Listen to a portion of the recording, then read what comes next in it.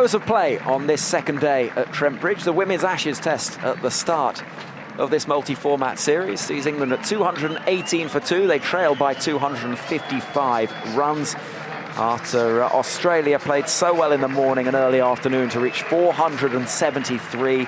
Annabel Sutherland's 137, leading the charge for Australia, unbeaten. Whilst for England, 5 wickets for Sophie Ecclestone, 5 for 129. She bowled 46.2 overs. In response, England lost Emma Lamb early for 10, caught by Jonathan off the bowling of Sutherland in her first over. And the other wicket to fall that of Heather Knight, caught behind by Alyssa Healy off the bowling of Ash Gardner for 57. And at the end of play, Tammy Beaumont unbeaten on exactly 100 with Natalie Sciver-Brunt not out on 41. So England 218 for 2, and as we conclude the day and look back on what's been an entertaining morning, afternoon and evening session, I'm joined by Catherine Sciver-Brunt and Alex Hartley as well, 2 World Cup winners. What have we made of all that then, Alex? It was a good recovery from England because it could have been a really tricky time, having seen the number of runs Australia scored. Yeah, it was a brilliant recovery. I think the partnership between Tammy Beaumont and Heather Knight was key to that as well. Heather Knight falling for 57 off 91 balls, but Tammy Beaumont absolutely outstanding. As we said, she joins that elite club. I mean, she's been absolutely faultless today. The only time she looked like getting out was when Ash Gardner came around the wicket and pushed the ball across her and thick outside edge beats Jess Jonathan. But, you know, fantastic day for England, and although they're so far behind, it doesn't quite feel like they're that far behind because they have been in control and it's been fantastic. Did you expect England to play as they did in that innings there? Because there was always the chance, as I say, that the fatigue and the pressure, all of these things come into play. These girls have been for 100 and what was it? 20, how many overs did they bowl? They were out there for 124.2. For 124.2, every batsman in that lineup was licking their lips. So they've got it's like a cow, isn't it? You've got an extra stomach for that bit. It's like when you dessert after you've had they're like, yep, I'm tired, my feet hurt, but if I can bat, I want to make the most of it, and they are. Alex, did you see anything in the surface today that suggests that things are going to get trickier for batting? No, to be completely honest, we've seen the odd ball spin, but we saw the odd ball in the first innings spin as well. So I think actually it's been pretty straightforward for England. I mean, Catherine said on day one that it's going to be a good batting surface, and it definitely looked like it was, and the ball's coming onto the bat really nicely. There's no demons whatsoever. I guess as we don't tear the pitch up as heavily as you do in men's cricket, so there are no footmarks actually at the minute, so there's nowhere to bowl for the spinners. There's no footmarks to bowl into, so tomorrow should be another flat day for England to cash in. Well, they'll be hoping that they can get right up close to that Australian first innings total. And if they do so, the game kind of resets. It becomes a 2-innings match. And 218 for 2 at the close of play, they're in a really healthy position. Absolutely, and it's in their power, isn't it? It would be theirs to throw away. It's going to take some discipline, which we've seen in abundance. I think Tammy only gave away that one. A bit of a howler from Alyssa Healy, not referring that catch, but there's a bit of inexperience there with Phoebe at short leg. But other than that, we've had an extremely disciplined day from one of England's very best batsmen. Obviously led as well by Heather, showing a lot of patience and discipline herself. And then Nat, as she wanted to play, is changing tempos and feels most comfortable batting at the rate she is. She's no interest in hanging about. What about that innings from Annabel Sutherland? Because that was outstanding, wasn't it? 137 not out from 184 balls. It was the sort of innings that is a statement knock, isn't it? Yeah, it was, and the fact that she showed patience overnight and then accelerated today, it was just a fantastic knock. And batting at number 8, it can be quite tough because you could quite easily have a collapse as a tail end and a batting unit, but actually Kim Garth stuck around with Sutherland, which really helped her and really helped her get that 100 and kick on and get a few more. So Australia actually batted really, really nicely. Alex Blackwell's with us as well. Alex, that was some innings from somebody that came into bat at number 8 to score that many runs. No surprises to see Annabelle really relishing the opportunity in Test cricket. It doesn't really matter where she bats. She literally could bat at the top, and she did that in the warm-up game and did very well. So, yeah, fantastic to see her in such a young Test career getting that ton. And then she came on with the ball, got a wicket maiden, and then followed it up with a maiden. I mean, super fit, obviously, to be able to back up. And I think she will play a big part with the ball. We saw that as Siva Brunt was in, Sutherland came on to bowl because she dismissed Nat Siva Brunt twice in the last Ashes Test match. So key player against the key batters for England. What about England's response and Australia's response, that second innings? Australia's bowling. Bowling's not great. There's been a bit of wayward bowling, some half trackers from the spinners. That really from the fielding point of view, they've probably saved close to 40 odd runs there to support their bowlers. So the bowlers will need to tighten up a little bit. And thank goodness that the fielding was good. and it always is. We mentioned it a number of times, Catherine, that you almost have to sort of 20% off whatever total you might get because Australia just stops so much in the field. It's been the most frustrating thing in the whole world for the last 20 years. Like, they're just relentless with the fielding. I don't know what it is, but maybe Al can mention it, but it seems to be inbred in them that coming through the ranks, you are first and foremost a quality fielder. And then the rest follows. I think over in England, the pitches are really hard. Like, the outfield's very hard and the square goes right across the whole ground. In Australia, the cricket fields are also footy fields. And so I think it's actually a little bit softer to roll and dive. I'm just thinking on my feet. Why is it that, on average, the Aussies are a step above the others? I also think that this might sound really silly, but you also have the weather to be able to train outside most of the time. In our summer, we get so many training days rained off and you're inside, and therefore your fielding, you kind of gets put on the back burner because you just go through your motions, do your batting, your bowling. When I went over to Hobart and I was training there, we were outside doing fielding every single training session, and it made such a difference to my game in that short space of time. There's one thing you don't want to do is dive on the Astro indoors at the Loughborough Cricket Centre. It is funny. It's small things like that that make a huge difference. Just the climate, just the ability to be able to train all the time. Yeah, I think that's an excellent point. And when you think about some of the subcontinent teams that don't really hit the ground with dives and rolls and that sort of thing, you can understand that some of those outfields that they've been growing up playing cricket on aren't conducive to that type of fielding. I think it's that healthy arrogance and that confidence you have, though. And if they're not confident people, they don't show it. So whenever you dive, there's no questioning whether I should dive for this. Fielding is very much, if you listen to Jonty Rhodes, it's a mentality. You've got to want the ball. If you don't want the ball, you shouldn't be there. You're going to hurt yourself. And there's no questioning whether, should I dive for this? Should I make it? Because the actual answer is you'll make way more than you think you could ever possibly make just by doing it. And it's just most of the time, like all sport, it's in your head because you got the talent. It's just yourself holding yourself back, and I think they have that mentality, and they've held that for what seems like forever. Sophie Ecclestone, Alex, we mentioned her a lot because she's bowled a lot in this game already. 46.2 overs she bowled. Almost an entire ODI worth of innings, which is extraordinary. By the way, Heather Knight has just appeared to do the post-match interviews in a bucket hat with the brim up. Got to be a bet. I prefer the brim up, but I'm not sure she's wearing. I'm not sure I like it on her.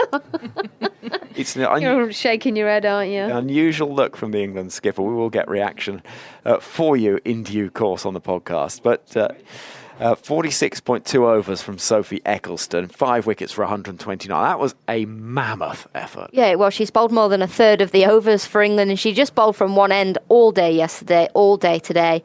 And she deserves the reward that she got, picking up her first 5 for her in Test match cricket. It was going to happen at some time. She's the world's best bowler in all formats. She's an unbelievable bowler. But for me, it was her economy rate. The fact that she could just bowl on that 50p coin time and time again. She's just got such a repeatable action. She's so tall. She gets inconsistent bounce, which helps. Then she's turning a few balls. She's just a phenomenal bowler, and she's going to break so many records because she's still so young. What did you make of Eccleston? Actually, the use of Sophie Eccleston, because you said before play today, it'll be hard for Heather Knight to take the ball out of her hand, and she just bowled and bowled and bowled. Yeah, there's not often much telling Sophie in any situation, not just with the ball in her hand. So she will be saying, "No, I'm all right, Skip. I'm all right." But where we've got, and this is when I was young too, I would just I want the ball all the time too. And if I'm sore, I don't tell you about it because I want to play the next game too. I don't want to limit myself. And this is what you've got to be wary of with the youngsters. They always, when you're playing good and you're in good nick, you don't want to be left out. No way. And especially when you're as competitive and as hungry as these girls are. And she knows how good she's playing, and she just wants that ball in her hand all day, every day. And do not get me wrong, they will too, and I want to see it too. But we have to look after her, and that they'll of course be doing that. Not questioning that whatsoever. But it will be more like 60 overs will go, and she'll suddenly go, "Oh, I'm a bit sore now. Oh, maybe we should have, but we've got 4 bowlers now because that's not bowling. Who are we looking to?" The thing for me is when she bowled herself into the ground against India, you could quite visibly see that her shoulder was sore and she was pressing it, she was having treatment. Now she's all right. Pause that thought, because I'm very pleased to say, in a bucket hat at the far end of the ground, we're joined by Tammy Beaumont. Tammy, many congratulations. Thank you for joining us. How was that moment when you reached 3 figures? A relief not to be in the 90s overnight. Yeah, I was kind of struggling a little bit at the end there. Now Siva Brunt was really getting me through, so I was kind of not thinking about the milestone at all, just hoping that I was not out overnight, even if it was kind of 95, 96. And I think that was the fastest 2 I've ran all day. So, yeah, really happy to get back for that one. And joining that club of hundreds in all 3 formats, and not many players have done that, Tammy. No, hadn't even thought about it. Heather Knight upstairs said, "Welcome to the club." I thought she meant the Test Century or the Ashes Century Club, so hadn't even crossed my mind. But yeah, it's great accolades to have, and for me, it's all about contributing to England, and hopefully, we can go on and really challenge in this Test match, having only lost 2 wickets today.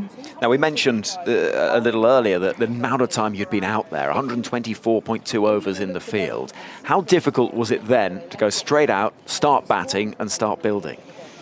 Yeah, it was a long time in the field, a lot of time with the short leg pads on. I think I've got a rash on my shins. But no, I think that's my job. That's what I want to do. I want to open the batting in Test cricket, and that is part of it. And that's what we've been kind of practicing in some scenarios and in kind of the A games, is making sure that we know what our roles are. And yeah, it's a tough one. I was really flagging by the end of that last session, but that's the job. And when it comes off, you've got to do the hard work. But I think at the end of the day, the bowlers on that wicket have done an exceptional job, and I've got to try and keep them in the changing rooms resting up for as long as possible. And what about that pitch? Catherine Siva Brunt is alongside me as well, and suggested that perhaps even a long time in the field wouldn't have stopped you from being eager to get out there and have a bat on it. Hey up, me old China. Hey up, Wob. By the way, Perry didn't hit it yesterday. I didn't drop one. Oh, did she not? No. Or Heather wouldn't have reviewed it anyway, so there you go. Just want to say, Kathy. Yeah, I think it's a hide into nothing for the seamers at the moment. I think it might open up a bit for the spinners as the days go on, because it's been so hot. It looks pretty dry now, but yeah, I think our bowlers have put in a great shift, particularly like Kate Cross, bowling nearly 30 overs. But yeah, I think it's what you want to bat on it, but I think there's the odd one that could, maybe stay a little bit low. But yeah, on the whole, the outfield and the pitch, I think, is still good for batting at the moment. We've got Alex Blackwell with us as well, Tammy. Tammy, well done. What an innings. You went into the sheds and Australia had put on 473. Can you talk us through what the team chat was like at that time? To be honest, I kind of zone out when I know it's my job. Everyone's probably saying something, but I'm just strapping them on and getting out there as fast as possible. But we've kind of done a lot of talking before the test of, it's all about doing what we can do and sticking to how we play our game. We want to play, to our strengths, play positively, and look to put the bowlers under pressure. And just because there was 470 out there for the Aussies, it didn't really change our game plan. It was about getting in and batting long. So, yeah. And what about the match situation, Tammy? 218 for 2 overnight, deficit of 255. Where do you see the game? I think it's finely balanced, really. I think it's a really good batting wicket, and I think if two batters get in, it's incredibly difficult to get anyone out. I think, I probably wasn't even at my best in the second half of the day there, and, I was just being stubborn, which I think Heather Knight's been quoted as calling me for years. But I think, with our middle order, really aggressive, particularly against their spinners, I'm thinking, it could be a really exciting couple of days to see if we can get ahead of them and see what happens. Thank you very much indeed, and many congratulations, Tammy, on a fine century, and go Thank well in you. the morning as well. Tammy Beaumont chatting us on the boundary edge, having scored that 100, joining that club of centurions across all three formats. We'll hear from Annabelle Sutherland shortly as well. She is a determined character, Tammy, isn't she? You can hear that in the voice. One of the most. And honestly, I keep referring Alex Blackwell, that is, to Tammy. I think the resilience you both have, the determination, the grit, the fact that you both did short leg. We did Honestly, there's honestly so much in common. Right then, Annabelle Sutherland is with us as well. Someone else that's had a big impact on today. Many congratulations, Annabelle. How are you doing? How do you see the match situation? Thank you. Yeah, it's good. We're 250 ahead still, and I know Nat and Tammy played pretty well there, but we feel like we're creating chances and we're in the game. So we've got to start well tomorrow morning and hopefully create a few wicket chances and take them, and then we're back on top. Well, Sutho, it's Alex. Congratulations. What a day for you. You backed it up as well, starting with a wicket maiden, backing it up with another maiden. So your role with the ball in this team, there's lots of bowlers, but what's your particular job? Thanks, El. I think just holding my length as much as possible, and I think when we did that, we created chances, and when we could do that in partnerships at both ends, it made it pretty tough for the batters. So, yeah, I'm just trying to hit that length as much as possible, hit the top of the stumps, and keep the catches behind the wicket in the game. What about this surface, Annabelle? Because it looks lovely to bat on and slightly harder work when you've got the ball in your hand. Yeah, it is, but I think in saying that, there's some variable bounce there, and we saw a few chances from our spinners too. So, yeah, hoping those spinners in taking those chances, and looking forward to get stuck in tomorrow morning. In terms of the achievement of reaching a century in Test match cricket and a century for Australia, these are big milestones. These are big things for any cricketer internationally. I mean, you must be feeling that is quite a special thing that you've achieved today. Yeah, I'm not sure it's quite sunken in yet. It was a lot of fun batting there. I love my batting, and it was pretty cool to spend some time out there with Alana King and Kim Garth as well, who did an exceptional job at the other end. So it was nice to put on some runs with those two, and cool to spend some time out in the middle. And just finally, where do you see the balance of power, if you like, in this game? Do you feel Australia on top? I think so. Given we're 250 odd ahead, I think. Nat and Tammy played exceptionally well and probably took the momentum in that last session. But as I said, we're creating chances, and we've got to start well tomorrow morning to hopefully take a few and get back control of the game.